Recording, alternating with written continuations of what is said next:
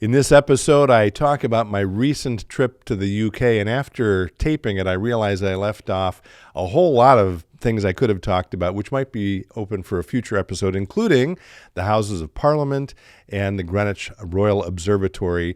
In any case, there are a few interesting tidbits here, including something related to our Christian faith that I learned about while I was in a city called York. Stay tuned.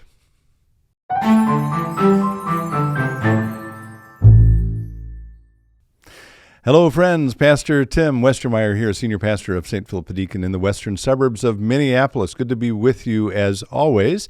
It's been a couple weeks. The last time I taped an episode would have been, I suppose, late June, just after we dropped our youngest son off at West Point, which was, I believe I shared already, a bit of a train wreck. I also talked a little bit about that in my sermon this past weekend, which you can watch.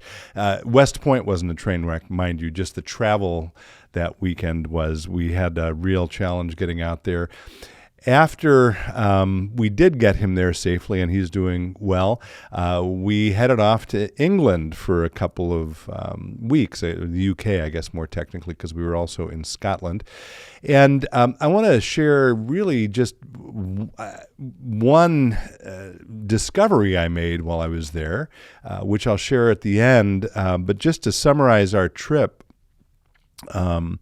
and maybe some of you listening to this have been to a lot of these places, but Tim behind the camera was just asking, what was the highlight? And there were so many. If I had to pick one, I would probably say visiting St. George's Chapel at Windsor.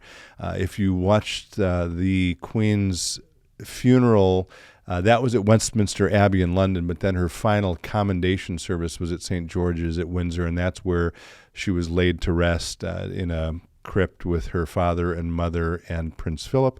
But we started our trip in London, saw a lot of the sites there. Westminster Abbey, I had been there in the 1980s, and oh my gosh, I love Westminster Abbey.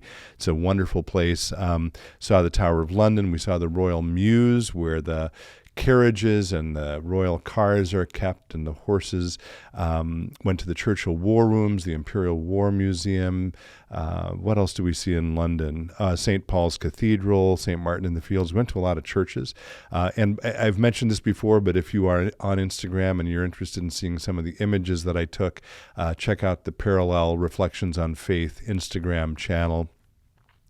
Drove up, or actually took a train to York. I'll come back to that. Then up to Edinburgh, where there's the Royal Mile. That's back to the Queen's death. She died in Scotland and went to the Palace of Holyrood House, where she initially lay in state privately, and then they brought her to St. Giles Cathedral, which is on the Royal Mile on the way to the castle at Edinburgh. If you've been to Edinburgh, maybe you've seen St. Giles and the castle. We picked up a car in Edinburgh, and I drove from there through to the Cotswolds, which is sort of a more rural part of England. Without incident, I'm happy to report. I didn't injure anyone and didn't injure the car. I was glad, though, to turn it back in at the end of our time driving it. We did stop at Oxford and at Windsor. Oxford is, of course, where C.S. Lewis taught for about 3 decades. We saw his house, saw the college he taught at, Magdalen College. And Windsor, as I already mentioned, in St. George's Chapel was just a tremendous treat. We got to visit with one of the priests there who showed us around, my wife and I, around the chapel, and also we had tea with him and his lovely wife, Helen.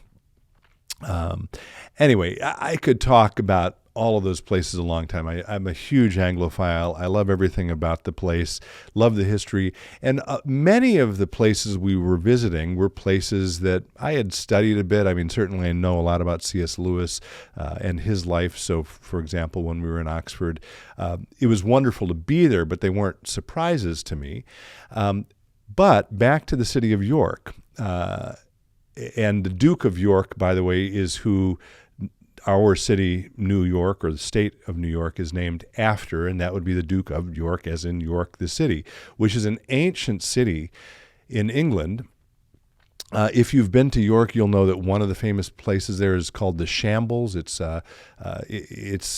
viewed as the inspiration for J.K. Rowling's Diagon Alley in the Harry Potter series. It's an old medieval kind of alley with houses and shops that are a little bit not 90 degrees, I guess I would say. There's also, though, a very famous Gothic cathedral there. It's the second largest Gothic cathedral in Northern Europe. So we were going there largely to see the cathedral. And one morning I got up and was going to get a cup of coffee for me and my wife. And I was just sort of walking around the exterior of the cathedral, and I saw a statue to Constantine, who is often called Constantine the Great, who was one of the emperors of the Roman Empire in the 4th century, so the 300s. And I thought, well, what the heck is a statue of Constantine doing in York, England? Well, it turns out, and maybe some of you knew this already, he was in England with his father, the emperor, when his father died in 306. And on the site of that statue, just outside of the York Minster Cathedral, is where he was first acclaimed the Emperor of Rome. And if you don't know who Constantine is, he's the one who made Christianity the official state religion of the Roman Empire. And the creed today that we call the Nicene Creed is actually technically called the Nicene Constantinopolitan Creed. I said that badly. You can Google it. But it's called that after him because he convened a council to make a few tweaks to the earlier version of the Nicene Creed. And that is the creed, by the way, that is accepted by more, what would I call them, parts of Christianity or faith traditions within Christianity than any other creed that we have. And so it's a really important historical document. And anyway, I found it fascinating that people, well, among other things, it was kind of interesting that people got around so much back in the ancient world. It was a little bit of a surprise to me. So I could rabbit on about this much longer, but I think I'll leave it at that. I will close simply by saying, as wonderful as it was to go on this trip, and it was a kind of a trip of a lifetime. We got to see so many fabulous places.